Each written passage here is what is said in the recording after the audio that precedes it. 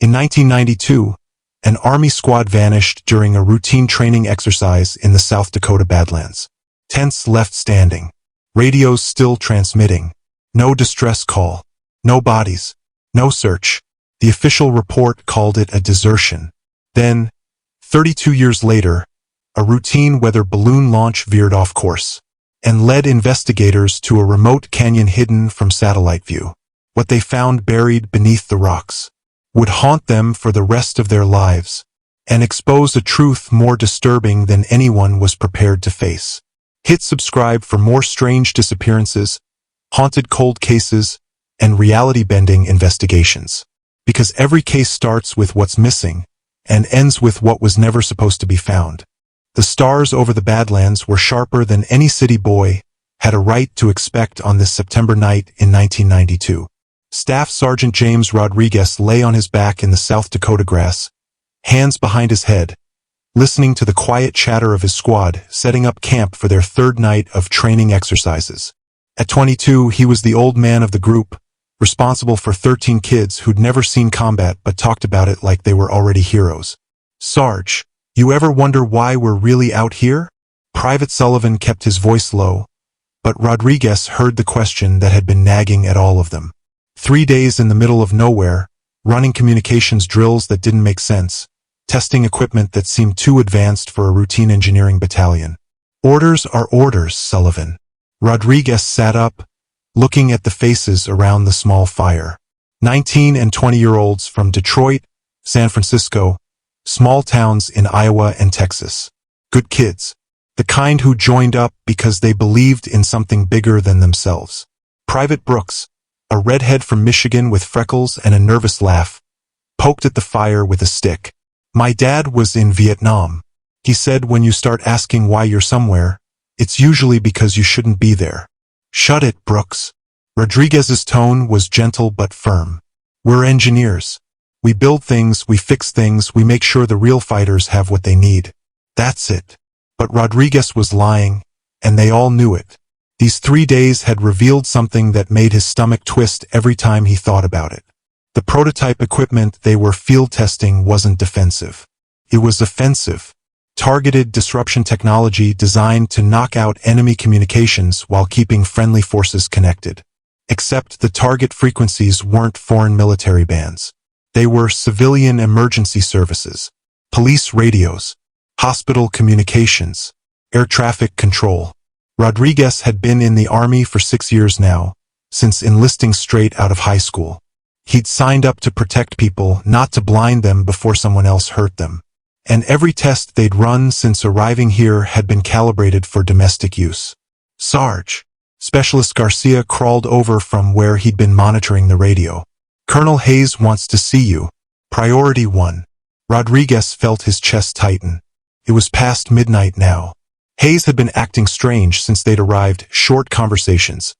No eye contact, orders that contradicted everything they'd been told during briefing. "Tell him I'll be right there." The command tent was positioned on a small rise overlooking their position. Rodriguez walked slowly, his boots crunching on dry grass, trying to sort through what he was going to say. Because he'd made a decision over these past 3 days, watching his kids run tests on equipment designed to hurt civilians. He was going to report this up the chain, all the way to the top if necessary. Hayes was waiting for him inside the tent, along with 2 men Rodriguez didn't recognize. Civilian clothes, expensive haircuts, the kind of calm confidence that came from never having to follow orders. "Rodriguez, sit down." "Yes, sir." Hayes looked tired, older than his 45 years. "How are the men handling the exercises?" "Fine, sir. They're good soldiers." "Good. Because we need to talk about what happens next." Hayes glanced at the 2 civilians, then back at Rodriguez. "The testing phase is complete. Tomorrow morning, you and your squad will be reassigned to a classified operation. Long-term deployment, minimal contact with home base." Rodriguez felt something cold settle in his stomach. "Sir, can you tell me more about?" "No." One of the civilians spoke for the first time. Mid-50s, gray hair, eyes like a shark. "What I can tell you is that this operation is vital to national security. The equipment you've been testing will be used to prevent a significant terrorist action on American soil. With respect, sir, the frequencies we've been targeting are civilian emergency services. The silence in the tent stretched. Hayes looked at his hands.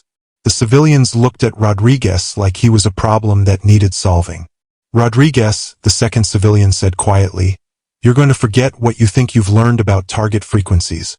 You're going to take your men and complete this mission.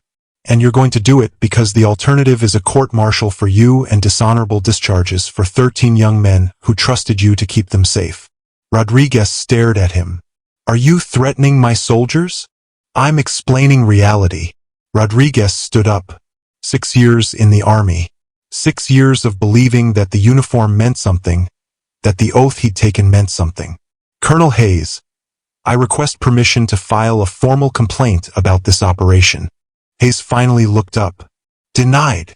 Sir, I believe we're being asked to participate in an illegal action against American civilians. Rodriguez. Hayes's voice was barely a whisper. Sit down, please. Something in the colonel's tone made Rodriguez hesitate. Hayes looked broken, defeated, like a man who'd already lost a fight he never wanted to have.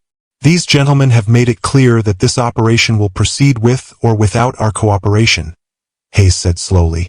If we refuse, another unit will be brought in to complete the mission. My men will be transferred to combat zones where survival rates are significantly lower. Accidents happen in war zones, Rodriguez. Equipment failures. Friendly fire incidents. Rodriguez felt the world shift beneath his feet. You're talking about murdering American soldiers. The first civilian smiled. We're talking about maintaining operational security. The choice is yours, Sergeant. Complete the mission, or put your men in harm's way. Rodriguez thought about Sullivan, 19 years old, who called his mother every Sunday. About Brooks, who carried pictures of his girlfriend in his helmet. About Garcia, who sent half his pay home to support his little sister's college fund. I need to think about this. You have until 0600 hours, the civilian said. But Rodriguez? Don't do anything stupid. We'll be watching. Rodriguez walked back to his squad in a daze. The fire had died down to embers, and most of his men were already in their sleeping bags. Sullivan was still awake, cleaning his rifle in the dim light. Everything okay, Sarge? Rodriguez sat down heavily beside him. In 5 hours, he would have to give an answer that would damn his soul or doom his soldiers. Sullivan, if I asked you to do something that might save lives but could get us all in serious trouble, would you trust me? Sullivan stopped cleaning his rifle. Of course, Sarge. We all would. Even if it meant leaving the army? Leaving everything behind. Sarge, you're scaring me. Rodriguez looked around the camp at 13 sleeping soldiers who'd followed him into the middle of nowhere because they believed he would keep them safe. Get everyone up. Quiet as you can. We need to talk. 20 minutes later, the squad sat in a circle around the dead fire, listening to their sergeant explain that their own government wanted to use them to attack American civilians, and that they had until dawn to decide whether to become war criminals or dead heroes. There's a third option, Rodriguez said quietly. But it means we can never go home. Private Brooks raised his hand like he was still in school. What's the third option, Sarge? We run. Tonight. We take the evidence and we disappear. Where the hell would we go? Sullivan whispered. Rodriguez pointed west, toward the dark outline of hills on the horizon. Out there. Find people who understand the difference between legal and right. The silence stretched. 14 young men thinking about families they might never see again. Futures that would disappear. Lives that would officially end at dawn. Finally, Sullivan spoke. Sarge, my grandfather fled Ireland because the government wanted him to do things he couldn't live with. He always said that sometimes the only way to serve your country is to disobey it. One by one, they nodded. Brooks, scared but determined. Garcia already planning their route. Miller, Taylor, Anderson, Wilson, 13 kids who joined the army to protect people, now choosing to become ghosts rather than killers. They gathered their personal gear, the classified communications equipment, and 3 folders of targeting documentation. They left their tent intact, their sleeping bags arranged to look occupied in the dark. Staff Sergeant Rodriguez led them west through country so empty it felt like the surface of the moon, toward whatever sanctuary they could find for the kind of truth that powerful men kill to keep buried. The last anyone saw of them was 14 silhouettes disappearing into the pre-dawn darkness, carrying evidence that could bring down a government conspiracy. Behind them, Colonel Hayes sat in his command tent, staring at a direct order to report them as deserters at sunrise. 2 days later, the briefing room at Fort Meade smelled like stale coffee and fluorescent anxiety. Lieutenant Colonel Hayes adjusted his tie, cleared his throat, and delivered the news that would haunt him for 32 years. Effective immediately, 14 members of the 23rd Engineering Battalion are declared absent without leave. No further search and rescue operations will be conducted. The room fell silent except for the hum of overhead lights. Hayes continued, his voice steady but his hands trembling slightly as he shuffled papers. Staff Sergeant Rodriguez, Specialist Garcia, Private Sullivan, and 11 others abandoned their posts during overnight exercises in the Badlands. Their equipment was recovered. They are to be considered deserters. What Hayes didn't say, what he would never say, was that the equipment had been planted, that the exercises were a cover, that 14 young soldiers had stumbled onto something they weren't supposed to see, and now they were ghosts. September 15th, 1992. The last day anyone in uniform would speak their names. Whether they had escaped into the wilderness or been silenced forever, no one would ever know.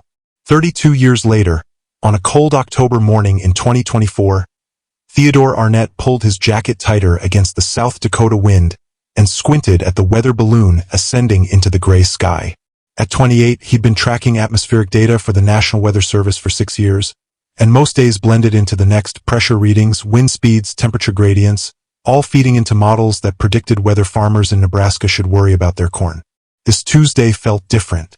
The balloon carried its usual payload: GPS tracker, barometric sensors, radio transmitter. Standard morning launch from the Pierre station, routine as breathing. Theo watched until it disappeared into the cloud cover, then returned to his desk to monitor the data stream. Altitude, 15,000 feet and climbing. Temperature, dropping predictably. Wind speed within normal parameters. Then, at 32,000 feet, something strange happened. The GPS coordinates started shifting in a pattern that made no meteorological sense. Instead of the expected eastward drift, the balloon was reporting a tight spiral, almost like it was circling something. Theo frowned, checked the equipment readings. Everything looked normal except for the location data. He pulled up a map overlay.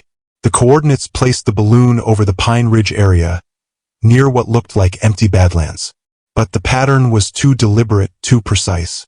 Weather balloons didn't circle. They drifted. Theo leaned back in his chair, sipping cold coffee from a mug that read World's Okayest Meteorologist, a gift from his sister last Christmas. His cubicle walls were covered with satellite photos of storm systems, charts of pressure zones, and a single framed photo of himself shaking hands with a tornado researcher whose name he'd forgotten. The coordinates kept spiraling. He opened a new spreadsheet and began logging the anomalous positions. 37 minutes of circling. Then suddenly the balloon resumed normal drift patterns, as if it had been released from something. Weird weather day? His supervisor, Janet, appeared at his cubicle with her own coffee mug and the perpetually concerned expression she wore whenever equipment acted up. Not weather, Theo said, showing her the tracking data. GPS anomaly. Balloon circled the same coordinates for over half an hour. Janet studied the screen. Equipment malfunction? That's what I thought, but all the other sensors were functioning normally. Just the GPS acting strange. File a maintenance request. We'll check the tracking unit on the next launch. But Theo couldn't shake the feeling that this wasn't about faulty equipment. He'd seen plenty of malfunctions over the years: erratic readings, complete signal loss, data corruption. This was different. The spiral pattern was too clean, too purposeful. That evening, in his one-bedroom apartment above Pierre's only decent coffee shop, Theo spread his laptop and notebooks across his small kitchen table. He lived simply, second-hand furniture, books about weather systems, a single photo of his parents on the mantle, and Wilson, a half-dead succulent that somehow kept surviving despite Theo's complete inability to remember when he'd last watered it. The spiral pattern the balloon had traced wasn't random. It formed almost a perfect circle around a specific point. Theo plugged the coordinates into Google Earth and zoomed in. Canyon country, rocky outcroppings, sparse vegetation, and what looked like absolutely nothing for miles. But something had affected his balloon's GPS tracking for 37 minutes. Something that didn't show up on satellite imagery. He pulled up his historical data, searching for similar anomalies. Over the past 2 years, he found 4 other instances brief GPS disruptions in roughly the same area, each lasting between 20 and 40 minutes. Always in the same general location, always the same spiral pattern. Theo opened a new browser window and searched for the coordinates themselves. Most results were geological surveys and topographical data. But buried in the search results was something that made his coffee grow cold. A scanned document from the National Archives, dated 1992. Military Training Exercise Report. Fort Meade 23rd Engineering Battalion. Location: approximately the same coordinates where his balloon had been dancing. The report was heavily redacted, but he could make out references to prototype equipment and field evaluation of disruption technology. He searched Fort Meade 23rd Engineering Battalion 1992 and found himself in a rabbit hole of military archives and newspaper clippings. The unit had been involved in some kind of incident that September. The story had made headlines briefly, then disappeared. Local authorities report that 14 soldiers from Fort Meade's 23rd Engineering Battalion have been declared AWOL following training exercises in the Badlands region. Theo found their names in a Pentagon database of military deserters. James Rodriguez, Staff Sergeant. David Sullivan, Private. Michael Brooks, Private. 13 others, all young men who had simply vanished from the same coordinates where his weather balloon had circled for 37 minutes. He stared at the list of names. 19 and 20-year-olds, mostly. Farm boys and city kids who joined the army and then walked away from everything they'd known. The official report labeled them deserters, but something about the timing bothered him. All of them had disappeared on the same night, from the same location where his balloon had detected GPS interference. Theo opened his meteorological software and began analyzing the anomaly data more carefully. The spiral pattern wasn't just random circling, it was systematic, almost like the balloon was being guided through a specific sequence. The GPS coordinates formed a series of concentric circles, each one slightly smaller than the last, spiraling inward toward a central point. Like a signal, like someone was trying to communicate. He pulled up more historical weather data going back 5 years this time.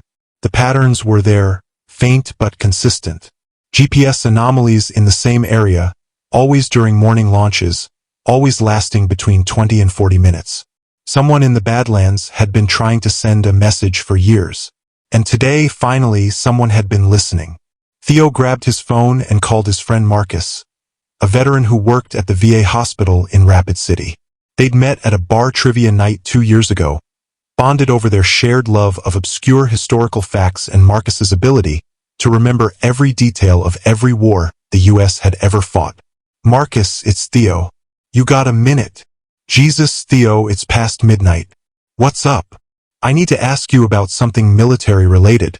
Hypothetically, if 14 soldiers disappeared from the same unit on the same night, what would that mean?" Marcus was quiet for a moment. "Disappeared how? Kia? Captured. Listed as AWOL. Deserters. 14 guys from the same unit, same night? That's not desertion, that's either a massacre or something so fucked up they all ran together." Theo felt a chill run down his spine. What kind of something? Could be anything. War crimes, friendly fire cover-up, orders so illegal they chose court-martial over following them. But Theo, soldiers don't just decide to desert on the same night unless they're protecting each other from something worse than prison. This was 92. Peacetime. Peacetime doesn't mean clean time. What unit are we talking about? 23rd Engineering Battalion, Fort Meade. They were doing communications testing in the Badlands. Marcus was quiet for a long moment. "Theo, where did you find this information? Weather balloon detected GPS interference in the same area where they disappeared. I started researching and found the connection. GPS interference? Like, current interference? Yeah, this morning. And I found evidence it's been happening for years. Marcus's voice changed, became more serious. Theo, I need you to listen to me very carefully. If you're detecting signals from the same location where 14 soldiers disappeared 32 years ago, you might have stumbled onto something people have been trying to keep quiet for a very long time. What do you mean? I mean, maybe they didn't desert. Maybe they found something they weren't supposed to find, and maybe they're still out there, still trying to tell someone about it. Theo looked at his laptop screen, at the coordinates that had appeared on his weather tracking system that morning. Marcus, I think I need to go out there. No, you don't. You need to report this to the proper authorities and let them handle it. What if the proper authorities are the ones who wanted those soldiers to disappear? The silence on the other end stretched for 10 seconds. Finally, Marcus spoke. Theo, if you're determined to do this, you're not doing it alone. I'll drive down tomorrow. We'll figure this out together. You don't have to. Yes, I do. Because if those soldiers have been trying to get a message out for 32 years, and you're the first person to hear it, then maybe it's time someone finally listened. After Marcus hung up, Theo sat in his kitchen for a long time, staring at the coordinates on his screen. Somewhere in the Badlands, something was still sending signals. Something that had been waiting 3 decades for someone to notice. Tomorrow, he was going to find out what it was. Marcus Chun arrived at Theo's apartment the next morning carrying 2 cups of coffee and the cautious expression of a man who'd spent the night thinking about missing soldiers. At 35, he'd served 2 tours in Afghanistan before a roadside bomb sent him home with a Purple Heart and a job at the VA hospital helping other veterans navigate their own ghosts. You look like shit, Marcus said, handing Theo one of the coffees. Did you sleep at all? Maybe 2 hours. Theo had spent most of the night cross-referencing weather data with military records, building a timeline that made less sense the more he studied it. I found something else. They sat at Theo's kitchen table, Wilson the succulent drooping accusingly from the windowsill. Marcus studied the data while Theo explained what he'd discovered after their phone call ended. The GPS interference isn't random, Theo said, pulling up a new spreadsheet. It follows a pattern. Every Tuesday and Thursday morning, between 9:20 and 10 a.m., for the past 3 years. Like clockwork. Marcus frowned. That's not natural phenomena. That's human activity. Exactly. And look at this. Theo opened another window showing satellite imagery of the coordinates. The area where the interference occurs is about 15 miles from the nearest road. No buildings, no infrastructure visible. But there's something here. He zoomed in on a section of canyon country where the rock formations created natural shelter. See these shadows? They're too regular to be natural. Marcus leaned closer, studying the screen. Could be anything. Cave openings, artificial structures, or just rock formations that look weird from above. But Marcus, if those soldiers really did escape out there 32 years ago, how would they have survived? How do you live in the middle of nowhere for 3 decades? Marcus was quiet for a moment. You'd be surprised what people can do when they have to. But you're right, they couldn't do it completely alone. The question is, who would risk everything to help deserters? So what do? We go slow. We go respectful. And we assume nothing. Marcus stood up. I know someone who might be able to help us understand what we're looking at here. Her name is Dr. Sarah Crowfeather. She's a professor at the University of South Dakota, specializes in Plains Indian history and federal tribal relations. You think she'd talk to us? I think she'd be very interested in why 2 guys are suddenly asking questions about events from '92. Marcus pulled out his phone. Let me call her. While Marcus made the call, Theo studied the satellite imagery again. The shadows in the canyon walls bothered him. They were too geometric, too purposeful. And the GPS interference pattern suggested active electronics somewhere down there. But electronics needed power, maintenance, someone to operate them. Dr. Crowfeather can meet us at 2 p.m., Marcus said, ending his call. She's driving down from Vermilion. Says she's been waiting for someone to ask the right questions about 92. What does that mean? I don't know. But it sounds like we're not the first people to connect these dots. They spent the morning preparing for the meeting. Marcus briefed Theo on proper protocol for approaching tribal elders, the importance of patience, respect, and understanding that some knowledge came with responsibilities that went beyond curiosity. At the small cafe in Pierre where Dr. Crowfeather had agreed to meet them, she was already waiting when they arrived. A woman in her 50s with graying hair braided down her back and intelligent eyes that seemed to measure everything she saw. Dr. Crowfeather, thank you for meeting us on such short notice, Marcus said as they sat down. Please call me Sarah. And Marcus, when you told me someone had detected signals from the Badlands, I knew this day would come eventually. She looked at Theo. You're the meteorologist. Yes, ma'am. I've been tracking atmospheric anomalies that seem to originate from coordinates near the Pine Ridge Reservation. Sarah nodded slowly. Show me. Theo opened his laptop and walked her through the data. The GPS interference patterns, the historical weather anomalies, the satellite imagery showing those strange shadows. Sarah listened without interruption, occasionally asking for clarification about technical details. When he finished, she was quiet for a long moment. Then she spoke. My grandfather was one of the tribal elders who made a difficult decision in 92. He passed away 5 years ago, but before he died, he told me some of the story. He said that someday, someone would come asking the right questions, and when they did, it would be time to consider honoring old promises. Theo felt his heart racing. What promises? To protect people who chose truth over convenience. To keep certain knowledge safe until the world was ready to hear it. Sarah leaned forward. But Mr. Arnett, 32 years is a long time. Promises get harder to keep. People don't always survive what they think they can survive. Marcus's voice was barely a whisper. Are you saying those soldiers are still out there? I'm saying the signals you're detecting are coming from somewhere. Whether it's the same people who disappeared that night. Sarah paused. That's what you need to find out. Why now? Theo asked. Why are these signals appearing now?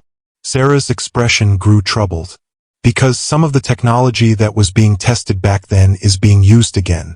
Different targets, same principles. And someone out there is very concerned about what they're seeing. What kind of technology? Communication systems that can be turned into weapons. The kind that could blind entire cities if they needed to. Sarah's voice dropped. The kind that makes people disappear without a trace. The weight of what she was saying settled over them. Theo thought about his weather balloon, circling those coordinates for 37 minutes, carrying a message that someone had been desperate to send. The GPS interference, he said slowly. Someone's been trying to communicate. Sarah nodded. For years. Trying to reach someone who could understand what they were showing. Someone with the knowledge to recognize the patterns and the courage to follow them back to their source. What do they want us to do? That depends on what you find when you meet them. Sarah paused. If you meet them, the desert doesn't always give up its secrets willingly. Marcus leaned back in his chair. You're talking like this is dangerous. Everything worth doing is dangerous, Mr. Chun. The question is whether you're prepared for what you might discover out there. Theo stared at his laptop screen, at the coordinates that had started this whole journey. How do we find them? Very carefully, and only if you understand that once you hear certain truths, you become responsible for them. Sarah's voice was firm. Some knowledge comes with a price. We understand, Marcus said. Do you? Because this isn't just about soldiers who made hard choices 32 years ago. This is about things that are happening right now, and people who might be running out of time. The cafe around them seemed to grow quieter. Theo looked at Marcus, saw his own determination reflected in his friend's eyes, but also something else. Uncertainty about what they were walking into. What do we do next? Sarah pulled out a small piece of paper and wrote something on it. Tomorrow morning, drive to these coordinates. Park where the dirt road ends and walk north until you see a red cloth tied to a fence post. Wait there. She handed him the paper. And Mr. Arnett? Bring your weather equipment. You'll want to understand how they've been reaching you. As Sarah prepared to leave, She paused at their table. My grandfather used to say that some truths are too dangerous to speak aloud, but too important to let die in silence. I think tomorrow you'll understand what he meant. After she left, Theo and Marcus sat without speaking for several minutes. The coordinates on the paper felt heavier than they should. Not just numbers now, but a destination that might hold answers, or might hold nothing but old bones and broken promises. Are you ready for this? Marcus asked finally. Theo thought about signals in the dark, about young soldiers who'd vanished into the wilderness, about truth that someone had been trying to share for 3 decades. He thought about the possibility that they might find nothing but graves, or something worse than graves. Tomorrow morning, he said, we find out what's been calling to us. Whether it was salvation or tragedy waiting in those coordinates, they were going to learn the truth. The October morning air was sharp enough to cut when Theo and Marcus reached the coordinates Sarah had given them. The dirt road ended at a rusted cattle gate, exactly as she described, and beyond it the landscape opened into rolling hills that looked like they'd been carved by ancient gods with a taste for desolation. You sure you got everything? Marcus asked, checking his own pack for the 3rd time. He'd brought basic supplies, water, first aid kit, and a small recording device that he'd wrapped in a cloth bag out of respect for whatever they were about to encounter. GPS unit, atmospheric sensors, and my laptop, Theo replied, shouldering his pack. The weight felt heavier than it should, like he was carrying more than just equipment into the unknown. They walked north for 20 minutes, following what might have been a game trail or might have been a path worn by decades of careful foot traffic. The silence was profound. No traffic, no machinery, just the whisper of wind through dry grass and the distant cry of a hawk circling overhead. There, Marcus pointed to a fence post about 50 yards ahead. A strip of red cloth fluttered from it like a prayer flag or a warning. They reached the marker and waited. The sun climbed higher, burning off the morning chill, and Theo found himself scanning the horizon for any sign of human presence. The landscape looked empty, but he was beginning to understand that empty didn't mean abandoned. At 32 minutes past 7, a figure emerged from what had looked like a natural depression in the ground. An older Native American man, maybe 60, wearing jeans and a flannel shirt, moving with the quiet confidence of someone who knew every inch of this terrain. But there was something else in his movements, caution, maybe even fear. You're the meteorologist, he said, approaching them directly. It wasn't a question. Theodore Arnett. This is Marcus Chin. The man nodded to Marcus. Thank you for your service, brother. There was something in his voice that suggested he knew Marcus's story without being told. I'm Joseph Running Bear. He paused, choosing his words carefully. I've been watching over things out here. Things? Theo asked. Joseph gestured for them to follow, but his expression was troubled. What you're looking for, what's been calling to you through your weather balloons? It's not what you might expect.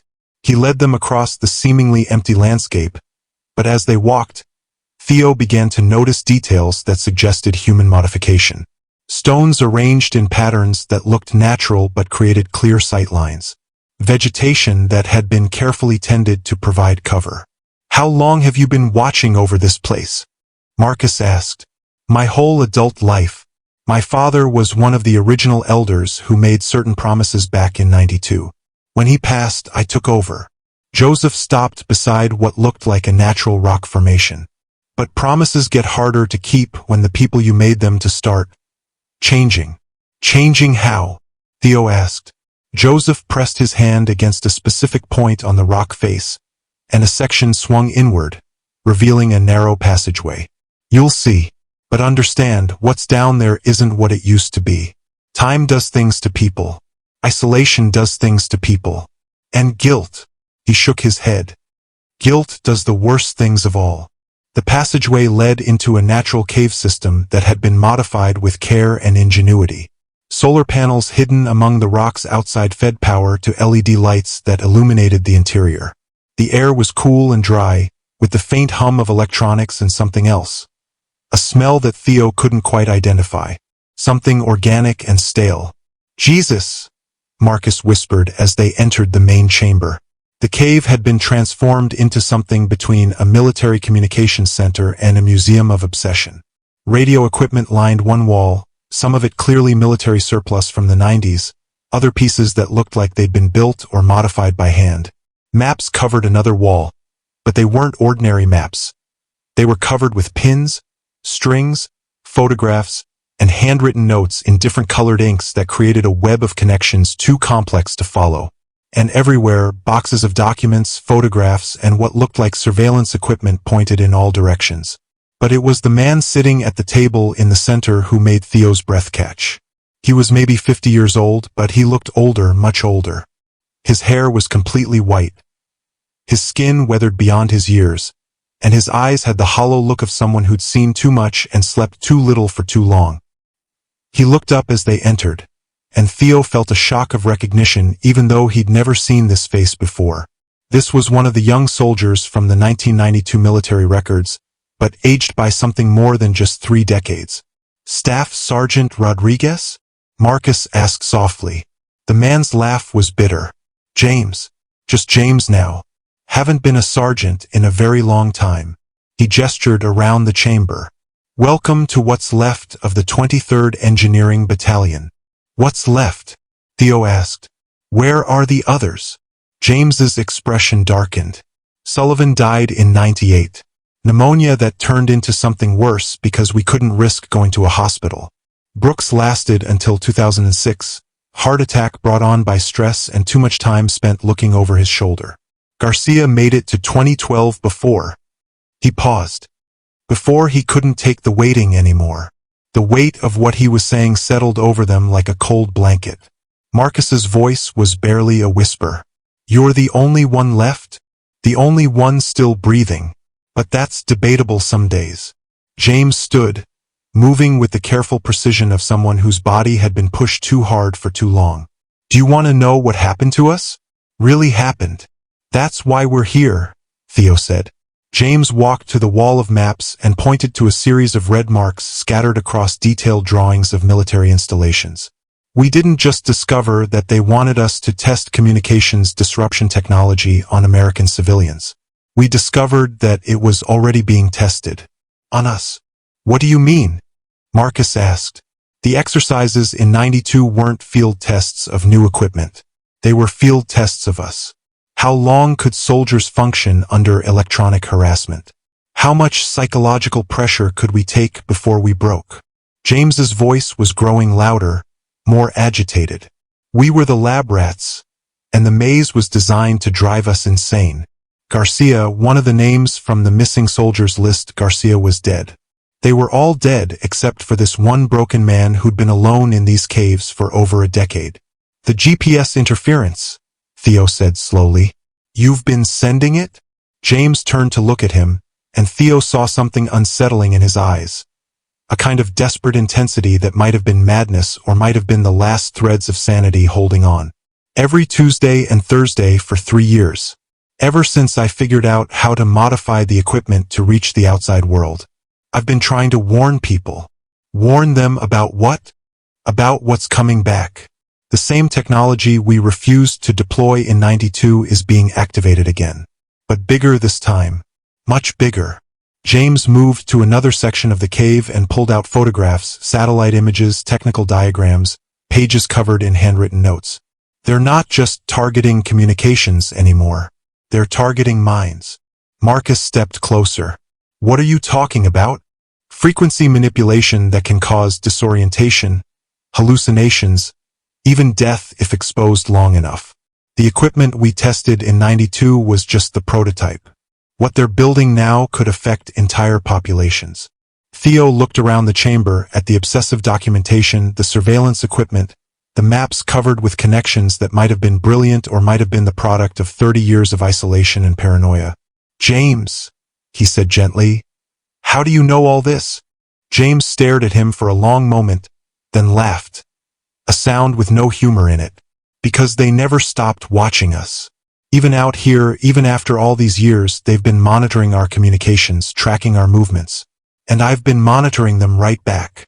He moved to the radio equipment and flipped a switch.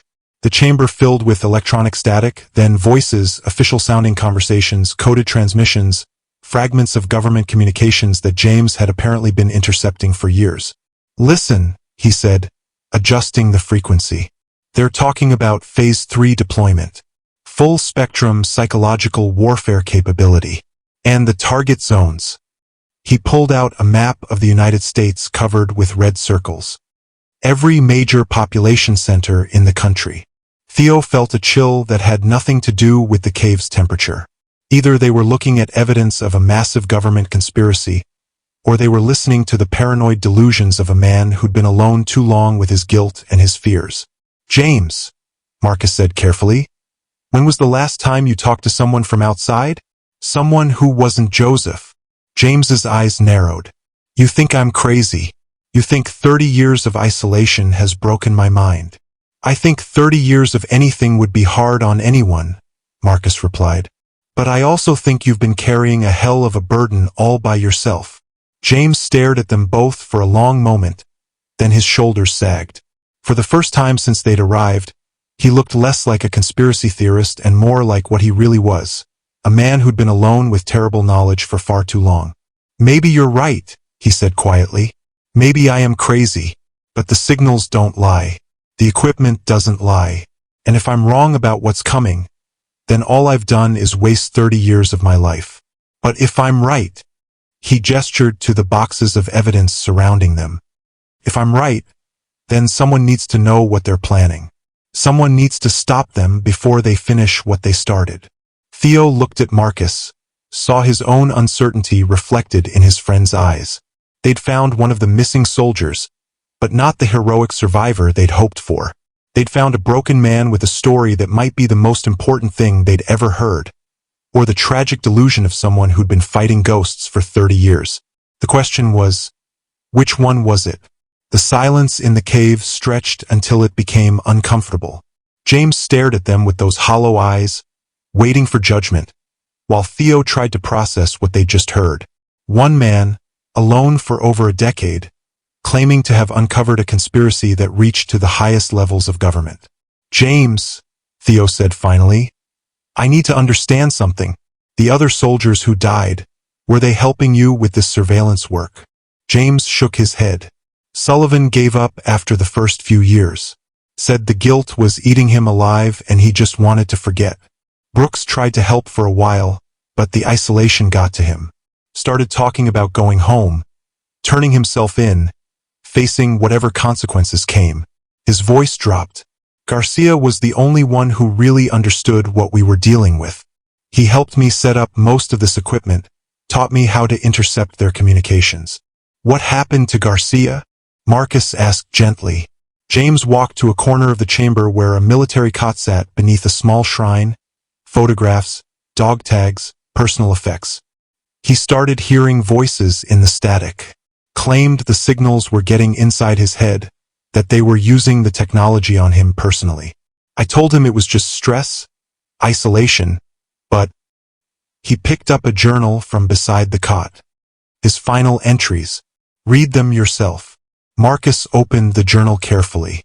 The early pages were filled with technical notes, frequency readings, detailed observations written in neat handwriting. But as he flipped through, the handwriting became increasingly erratic, the entries shorter and more paranoid. "They know we're listening. Can feel them watching through the radio waves. Voices in the equipment at night. Not transmissions. Something else. James doesn't believe me, but I can hear them calling my name." The final entry, barely legible. "Can't tell the difference between their voices and my own thoughts anymore. Going outside to make it stop." Marcus closed the journal. "When did you find him?" 3 days later, about 2 miles north of here. Joseph's people helped me take care of things." James's voice was flat, emotionless. "After that, I've been alone. Just me and the signals." Theo felt a chill that went deeper than the cave's coolness. "James, have you ever considered that maybe the stress of what you're doing, the isolation, the constant monitoring, maybe it's affecting you the same way it affected Garcia?" James's laugh was sharp. "You think I haven't wondered that? You think I don't lie awake at night wondering if I'm chasing ghosts and hearing voices that aren't there? He gestured to the radio equipment. But the signals are real. The transmissions are real. And if you don't believe me, I can prove it.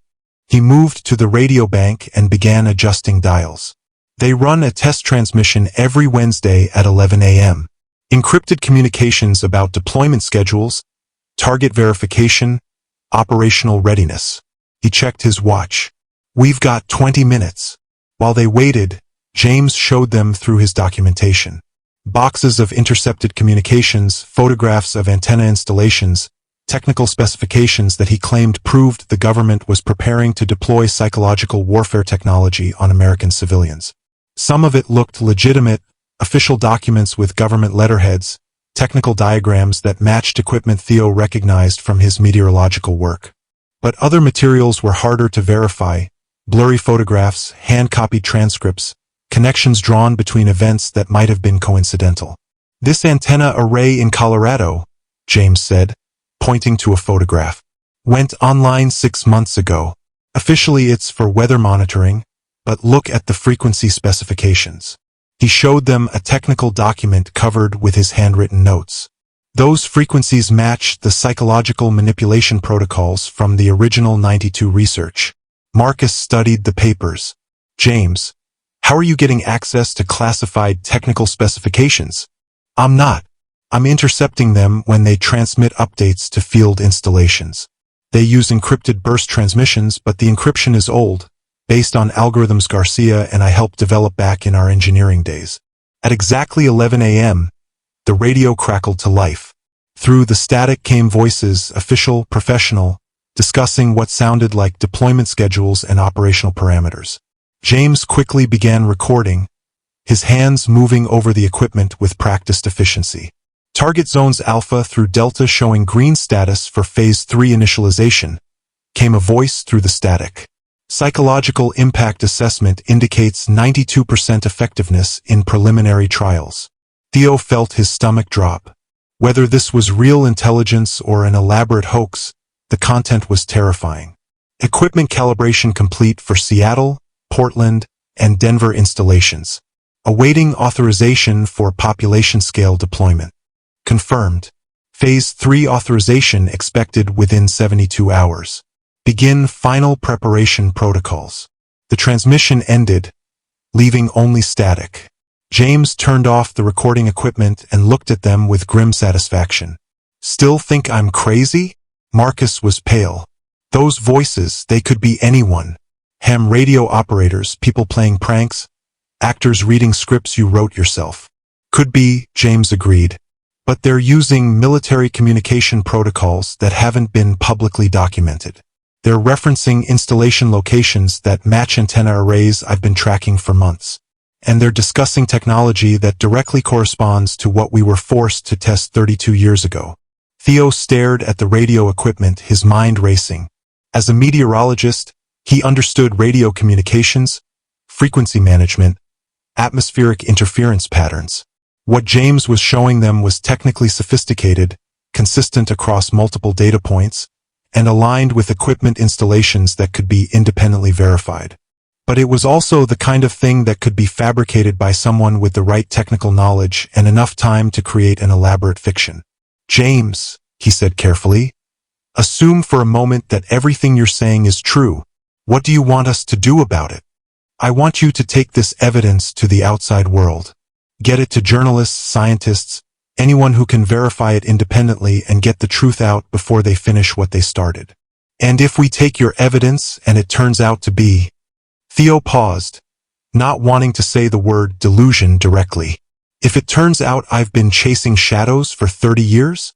James's smile was sad. Then you've wasted some time listening to a crazy old soldier, and the world goes on as it always has. But if I'm right... He gestured to the map of the United States covered with target zones. If I'm right, then we're about 72 hours away from the largest psychological warfare operation in human history. And you're the only people who can stop it. Marcus looked at Theo. We need time to process this. To verify what we can verify. James nodded. Joseph can bring you back tomorrow if you want to see more evidence. but tomorrow might be too late to do anything about it. As they prepared to leave, Theo turned back to James. One more question. If this technology is as dangerous as you claim, why haven't they used it to find you? Why haven't they silenced you permanently? James's expression darkened. Who says they haven't tried? Garcia's death wasn't suicide, no matter what it looked like. And the others? He paused. Sometimes I wonder if they died of natural causes, or if they were just the early test subjects. Walking back through the canyon toward their truck, Theo and Marcus didn't speak until they were well away from the cave entrance. What do you think? Marcus asked finally. I think we just met either the most important whistleblower in American history, or a man who's been driven insane by guilt and isolation. And how do we tell the difference? Theo looked back toward the hidden cave where James continued his solitary vigil, monitoring signals that might be real or might be echoes of his own fractured mind. I guess we have 72 hours to find out. That evening, Theo sat in his apartment staring at his laptop screen, while Marcus paced behind him like a caged animal.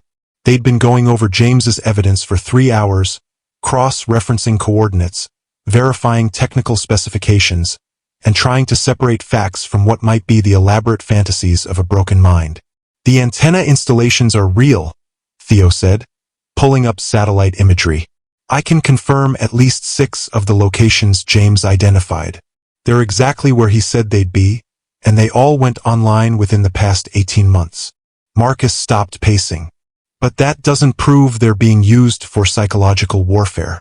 They could be legitimate weather monitoring stations, cell tower upgrades, anything. Could be. But look at this. Theo opened another window showing technical specifications. The frequency ranges James documented match equipment capable of affecting human neural patterns. This isn't conspiracy theory stuff. It's established science that certain electromagnetic frequencies can influence mood, cognition, even induce hallucinations. So the technology exists. That doesn't mean there's a massive government conspiracy to deploy it. Theo leaned back in his chair. Marcus, what if we're looking at this wrong? What if the question isn't whether James is telling the truth about a current conspiracy, but whether he's telling the truth about what happened in '92? What do you mean? Think about it. 14 soldiers disappear overnight after being ordered to test communications disruption technology on civilians. That part we can verify, it's in the military records. James claims they were actually test subjects themselves, not testers. What if that's true? What if the government has been experimenting with this technology for 30 years, and James is the only surviving witness? Marcus sat down heavily. You're saying even if he's paranoid now, his paranoia might be based on something real. I'm saying we need to talk to someone who can help us understand what we're dealing with. Someone with access to classified research on electromagnetic warfare. I might know someone. Marcus pulled out his phone. Dr. Elena Vasquez, neuroscientist at Stanford. She's been studying the effects of electromagnetic fields on human consciousness. If anyone would know whether this technology is real, it's her. While Marcus made the call, Theo continued analyzing James's documentation. The more he studied it, the more sophisticated it appeared. The technical details were consistent across hundreds of intercepted communications. The timing of antenna installations correlated with government budget allocations that were publicly available. Even the frequency specifications aligned with published research on neurological manipulation. Either James was telling the truth, or he was a genius who'd spent 30 years creating the most elaborate hoax in history. Dr. Vasquez can meet us tomorrow morning, Marcus said, ending his call. She's driving up from Denver. Says she's been wondering when someone would start asking questions about Project Silent Thunder. Project Silent Thunder? Apparently that's the classified research program that's been developing electromagnetic consciousness manipulation since the early 90s. She worked on early phases before leaving the program for ethical reasons. The next morning, they met Dr. Vasquez at a small diner outside Pierre. She was a woman in her 40s with graying hair and the intense focus of someone who'd spent years thinking about dangerous ideas. She listened without interruption as they described James's claims and evidence. May I see the technical specifications he provided? She asked. Theo handed her printouts of James's documentation. Dr. Vasquez studied them carefully, occasionally making notes in a small notebook. "This is authentic," she said finally. "Not just the technical details, but the progression of research. I worked on Phase 1 of Silent Thunder from 93 to 97. What your friend is describing matches Phase 3 development exactly." "So the technology is real?" Marcus asked. "Very real, and very dangerous. The early research focused on communications disruption, but we quickly discovered that the same frequencies could affect human neural patterns. By the time I left the program, they were testing methods for inducing specific emotional states, disrupting memory formation, even causing hallucinations in targeted individuals." Theo felt his stomach drop. Testing on who? Initially on volunteers, military personnel who understood the risks. But there were rumors of unauthorized tests on prisoners, mental patients, people who wouldn't be missed if something went wrong. Dr. Vasquez's expression was grim. "I left the program because I believed they were crossing ethical lines that should never be crossed." "What about the antenna installations James identified?" Marcus asked. Dr. Vasquez pulled out a tablet and began typing. "If they're building a network of Silent Thunder installations, they'd need specific geographic distribution for maximum population coverage." She showed them a map with red dots marking theoretical optimal locations. "Based on the research I was involved in, installations would need to be placed here, here, and here for effective coverage of major population centers." The locations matched James's antenna coordinates almost exactly. "Dr. Vasquez," Theo said carefully, "is it possible that someone working alone for 30 years, someone who might be suffering from psychological stress, could fabricate evidence this detailed and accurate?" She was quiet for a long moment. The technical knowledge required would be extraordinary.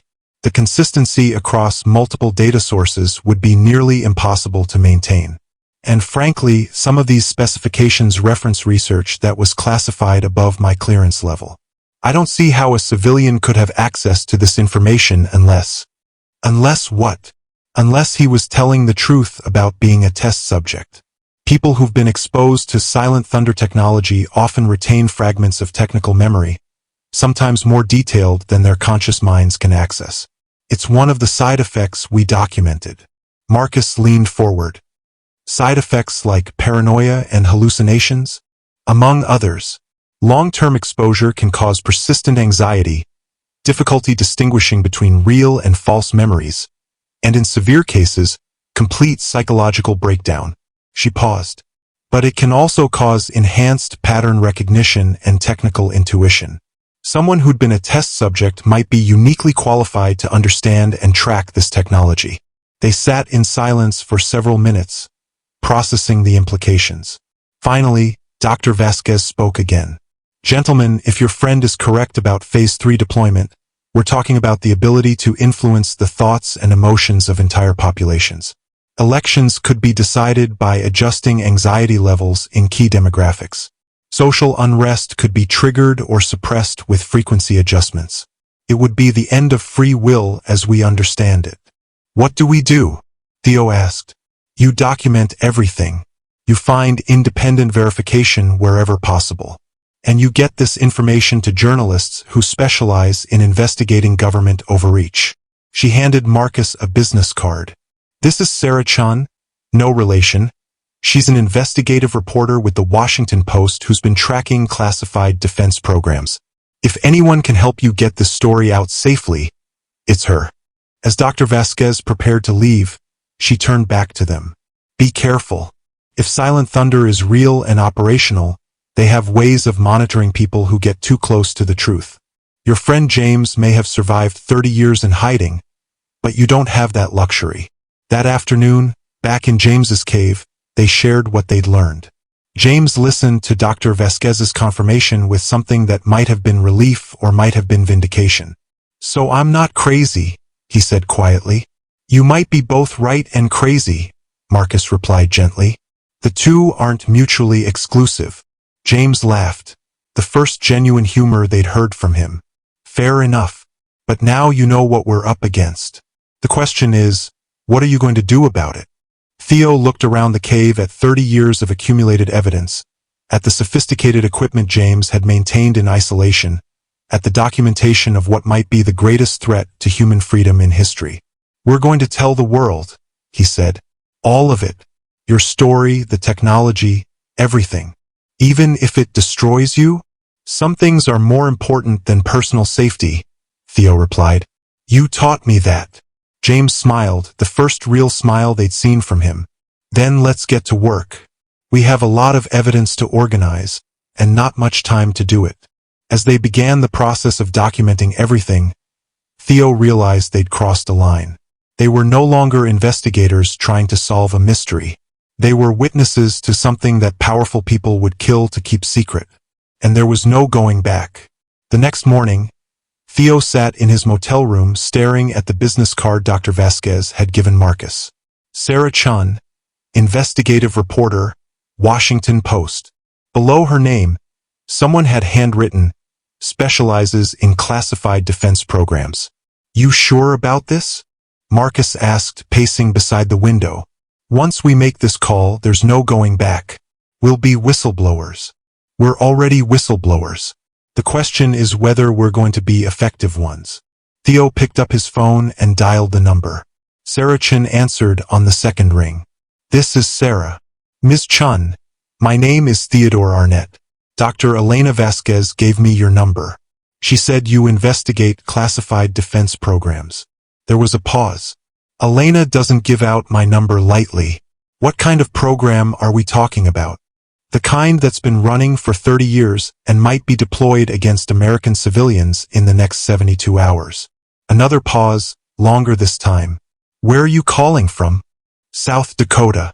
We have a source, documentation, technical evidence. Everything." "Mr. Arnett, I've been investigating government overreach for 10 years. I've heard a lot of claims about secret programs and hidden conspiracies. What makes you think yours is different?" Theo looked at Marcus, then took a deep breath. "Because our source is one of the 14 soldiers who disappeared from Fort Meade in 1992. And he's been documenting everything ever since." The silence on the other end stretched for nearly 10 seconds. When Sarah spoke again, her voice was different, sharper, more focused. "I'll be there tomorrow morning. Don't talk to anyone else until I arrive." She hung up before Theo could respond.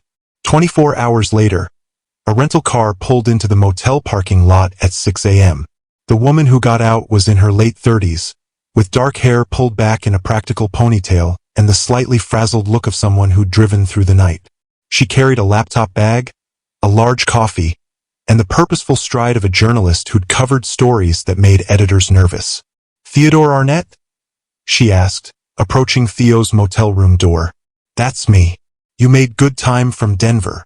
I drove straight through. When Elena Vasquez tells me someone has evidence about Project Silent Thunder, I don't waste time." Sarah stepped inside, immediately scanning the room with professional assessment. "Where's your source?" "Before we go any further," Marcus said, "we need to know we can trust you. This story could get people killed." Sarah set down her coffee and looked at them both directly. 3 years ago, I published a story about CIA black sites that resulted in 17 people being relocated for their safety. Last year, my investigation into defense contractor fraud led to 12 arrests and 43 resignations. I don't burn sources, and I don't publish stories that put innocent people at risk. She pulled out a small recorder. "Now tell me everything." For the next 2 hours, Theo walked her through their entire investigation. The weather balloon anomalies, the missing soldiers, James's 30 years of surveillance, Dr. Vasquez's confirmation of Silent Thunder technology. Sarah listened without interruption, occasionally asking for clarification on technical details. When Theo finished, she was quiet for a long moment. "I've been chasing rumors about Silent Thunder for 3 years, she said finally. Defense budget line items that don't match public projects. Congressional staffers who'd heard whispers about electromagnetic warfare research. But I could never find anyone willing to go on record with specifics. And now?" Marcus asked. "Now I have a potential source who's been documenting the program for 30 years, with technical evidence that might corroborate everything my other sources hinted at." She paused. "But I need to meet him. I need to verify his credibility and examine his evidence directly. That means going to the cave, Theo said. Are you prepared for what you might find? What do you mean? I mean, James Rodriguez has been alone for over a decade. His mental state is complicated. The evidence is sophisticated and detailed, but he's also clearly suffering from the psychological effects of isolation and stress. Sarah nodded. I've interviewed sources with PTSD, paranoid schizophrenia, and severe depression. The key is separating the person's psychological condition from the validity of their information. They drove to the coordinates in Marcus's truck, Sarah following in her rental car. The morning was cold and gray, with the kind of overcast sky that made the Badlands look even more desolate than usual. Joseph Running Bear was waiting for them at the red cloth marker, but his expression was troubled. He's been agitated since yesterday, Joseph said as they walked toward the cave entrance. Claims they moved up their timeline, that something's happening sooner than expected. Is that possible? Sarah asked. With James, anything's possible. He might be responding to real intelligence, or he might be having an episode brought on by stress. Joseph paused at the rock entrance. Just be patient with him. Inside the cave, James was hunched over his radio equipment, wearing headphones and frantically transcribing something. He looked up as they entered, and Sarah got her first look at the man who'd been carrying this burden for 30 years. You're the reporter, James said. It wasn't a question. Sarah Chun, Washington Post. Mr. Rodriguez, I'd like to hear your story. James gestured around the cave at his 30 years of accumulated evidence. Which part? The part where my government tried to turn me into a war criminal? The part where they murdered my friends to cover it up? Or the part where they're about to use the same technology to steal an election? Start with 92, Sarah said, pulling out her recorder. Tell me what really happened. For the next hour, James walked Sarah through his evidence. The original Silent Thunder research, the intercepted communications, the antenna installations, the progression of testing from military personnel to civilian populations. Sarah examined documents, studied technical specifications, and listened to recordings of intercepted transmissions. This is extraordinary, she said finally. The level of detail, the consistency across multiple data sources, the technical sophistication.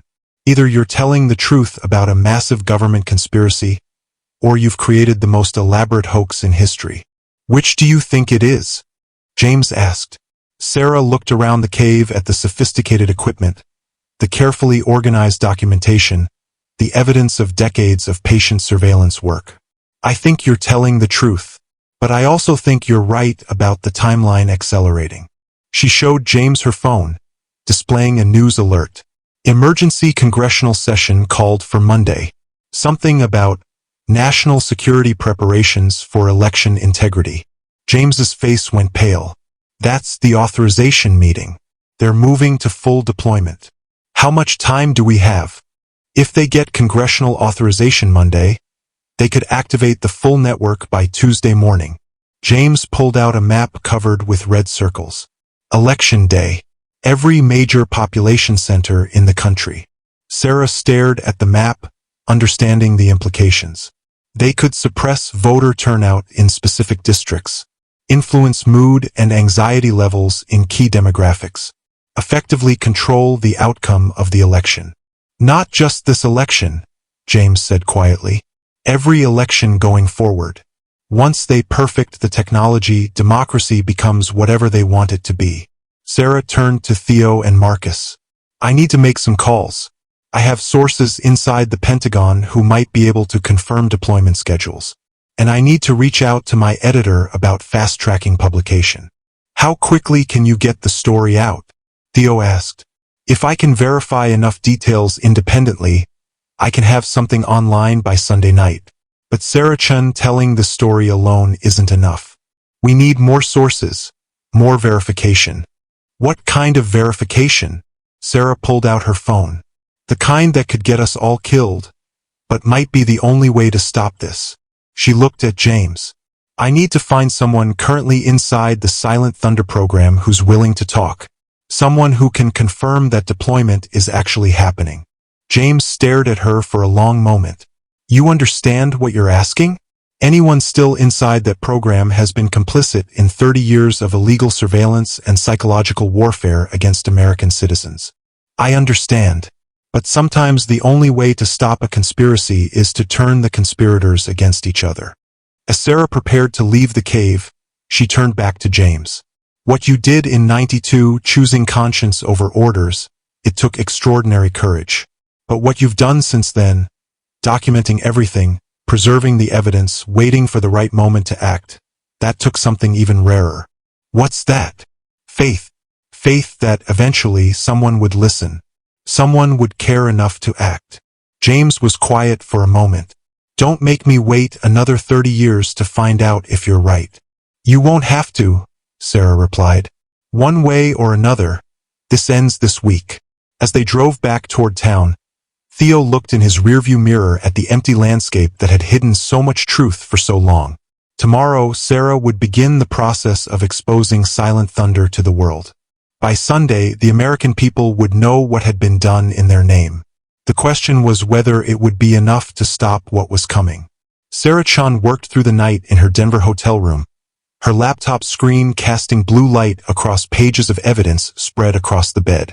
By dawn on Sunday, she had made 17 phone calls, sent 43 encrypted emails, and built the most important story of her career. At 6 a.m., her phone rang. This is Dr. Janet Morrison, the voice said. I work for the NSA. I understand you're investigating Project Silent Thunder. Sarah sat up straighter. Who gave you this number? Elena Vasquez. She said you might be able to help me do the right thing before it's too late. 2 hours later, Sarah sat across from Dr. Morrison in a coffee shop in downtown Denver. Morrison was in her 30s, with short dark hair and the nervous energy of someone who knew she was about to end her career to save her conscience. I've been monitoring Silent Thunder implementation for 18 months, Morrison said, sliding a thumb drive across the table. Official NSA oversight reports, deployment schedules, target analysis for Tuesday's election. Sarah plugged the drive into her laptop. What am I looking at? Proof that everything your source documented is not only real, but operational. Morrison pointed to a file labeled Election Underscore Impact Fiscal Projection, PDF. They're planning to suppress voter turnout in 12 key congressional districts using electromagnetic mood manipulation. Estimated effect, 37% reduction in participation among targeted demographics. Sarah scrolled through the documents, her journalist's instincts warring with her growing horror. This is evidence of the largest attack on American democracy in history. It gets worse. The election is just a test run. Phase 4 involves permanent installations in every major city, giving them the ability to control public mood and behavior indefinitely. Why are you coming forward now? Morrison's voice was barely a whisper. Because I took an oath to defend the Constitution against all enemies, foreign and domestic. What they're planning qualifies as domestic. By Sunday evening, Sarah had assembled her story. 2 independent sources, 30 years of documented evidence, current insider intelligence, and technical verification from Dr. Vasquez. She uploaded the story to the Washington Post's secure server at 11 p.m. The headline read, Secret government program used electromagnetic weapons to manipulate elections for decades. The story went live at midnight. By 6 a.m. Monday morning, Sarah's phone was ringing constantly. Cable news networks wanted interviews. Congressional staffers were demanding briefings. The Pentagon was issuing denials. The White House was calling emergency meetings. But in a cave hidden in the South Dakota Badlands, James Rodriguez sat quietly by his radio equipment, listening to increasingly frantic government communications as Silent Thunder installations across the country began receiving shutdown orders. Alpha Station, terminate all operations immediately. Repeat, full shutdown protocol in effect. Bravo installation, disconnect from network and await further instructions. All Silent Thunder assets, implement emergency containment procedures. Full media blackout authorized. James turned off the radio and sat in silence for the first time in 30 years. The signals had stopped. The conspiracy he'd been tracking for 3 decades was unraveling in real time. Joseph Running Bear found him there an hour later, tears streaming down his face.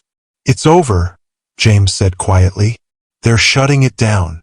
What happens now? Now I get to find out if I'm still considered a deserter, or if I'm finally a whistleblower." By Tuesday morning, Election Day, the story had exploded across every major news network. Congressional committees were announcing investigations.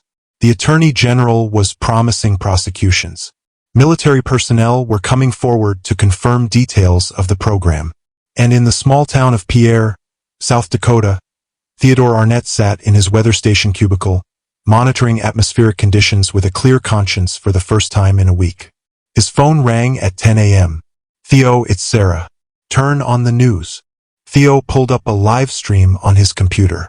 On screen, a man in his early 50s with graying hair was being escorted by federal marshals to a waiting car. The caption read, "Former NSA director arrested in Silent Thunder conspiracy. They're rounding up everyone involved," Sarah continued. "Pentagon officials, defense contractors, program administrators. The whole network is collapsing." "What about James?" "That's the best part. The Justice Department is offering full immunity to all Silent Thunder whistleblowers, including soldiers who refused to participate in the original program. James Rodriguez is going from deserter to American hero." That afternoon, Marcus called with more news. James is coming out of the cave. Joseph's driving him to Rapid City for medical evaluation. Then he's flying to Washington to testify before Congress. How's he handling it? Better than anyone expected. He says it's the first time in 30 years he's felt like a soldier again instead of a ghost. 3 days later, Theo received a package with no return address. Inside was a handwritten note on Washington Post letterhead. "Theo, none of this would have been possible without your curiosity about a weather balloon that wouldn't stay on course.